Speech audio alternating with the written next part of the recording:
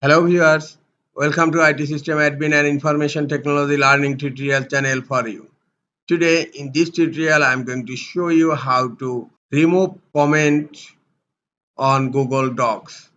Sometimes it becomes very important for you, so don't forget to watch full video.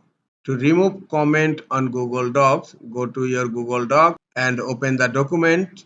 Here in my document you will find some comment.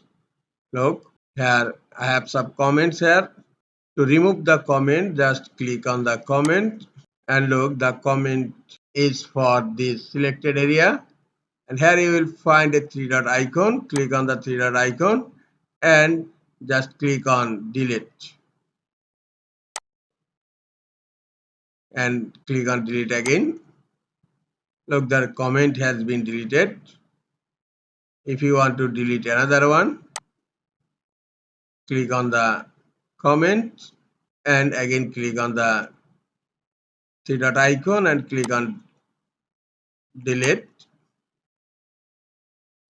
This is the easiest way to delete comment from Google Docs.